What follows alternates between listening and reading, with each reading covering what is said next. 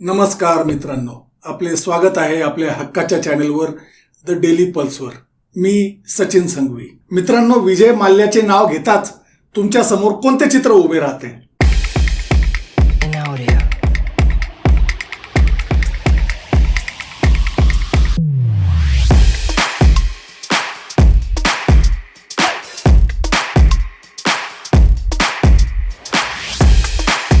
तो एक असा माणूस होता जो किंगफिशर एअरलाइन्सचा मालक सोबतच लिकर सम्राट होता, IPL टीमचा मालक होता आणि भारतीय संसदेत बसणारा खासदारही होता.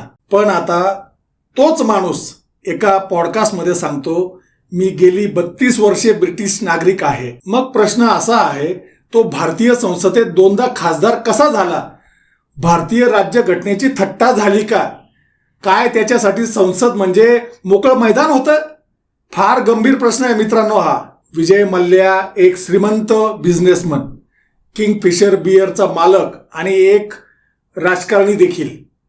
आता त्याने राजकारणात काय दिवे लावले ते त्यालाच माहिती, किंवा त्याला संसदेच्या वरिष्ठ सभागृहाचे सदस्य ज्या पक्षांनी केले त्यांनाच माहिती. 2002 साली तो पहिल्यांदा राज्यसभा खासदार बनतो कर्नाटकातून. 2010 मध्ये पुन्हा एकदा राज्यसभेत प्रवेश करतो आणि या दोन्ही वेळी जनता दल सेक्युलर आणि भाजपच्या पाठिंब्याने तो राज्यसभेत पोहोचतो. भारतीय खासदार होण्यासाठी काय लागते? सर्वात महत्वाचे म्हणजे भारतीय राज्यघटनेचं कलम 84 स्पष्ट सांगतं, राज्यसभेचा सदस्य होण्यासाठी भारतीय नागरिक असणं आवश्यक आहे.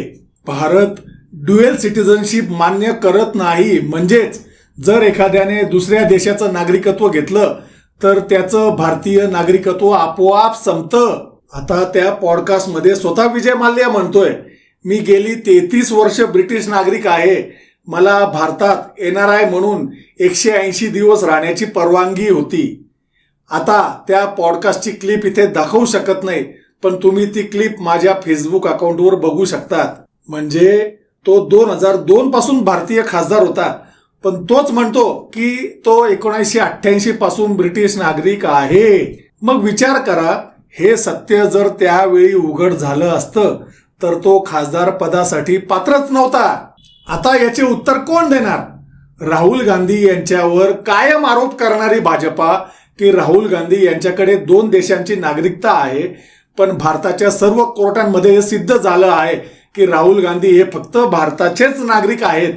तरी भाजपा वारंवार त्यांना त्रास देण्यासाठी जाणून बुजून केस करते.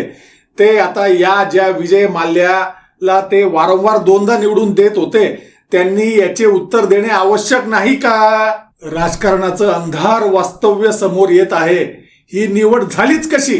JDSने म्हणजे जनता दल सेक्युलरने त्याला उभं केलं, BJPने त्याला पाठिंबा दिला आणि स्वतःच्या उमेदवाराला डावलून किंवा स्वतःच्या पक्षाच्या उमेदवाराला डावलून अनेक आमदारांनी मल्ल्याला मत दिलं.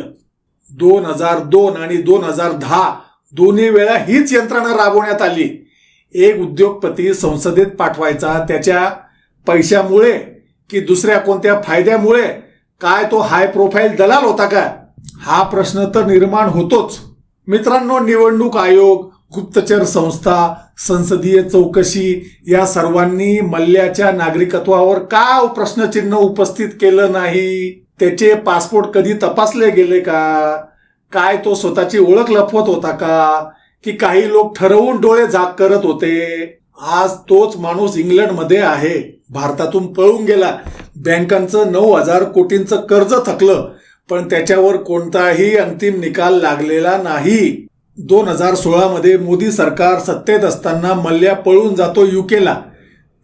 तेही अरुण जेटली, भाजपाचे मंत्री व ज्येष्ठ नेते यांना संसद भवनात भेटून व त्यांना रीतसर सांगून जातो आणि मग सुरू होतो बदनाम उद्योगपतींचा शापित अध्याय.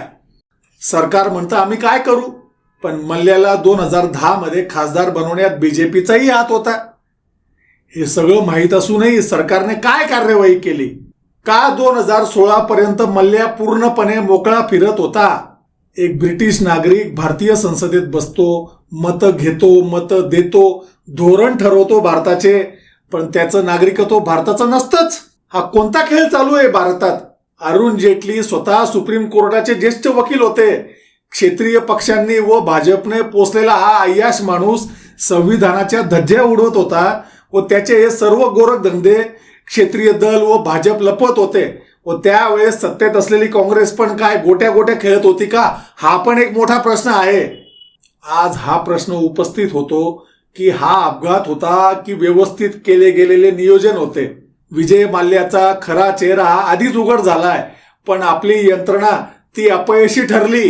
मित्रांनो, हा एक फक्त विजय माल्याचा प्रश्न नाही, हा आपल्या लोकशाहीचा, आपल्या संसद व्यवस्थेचा प्रश्न आहे. आज विजय माल्या तिथं इंग्लंडमध्ये बसून आपल्या भारतावर मिश्किलपणे हसतो आहे, पण आपण इथे काय करतो आहे? मित्रांनो, याचा नक्कीच विचार करा. नमस्कार, मी सचिन संघवी.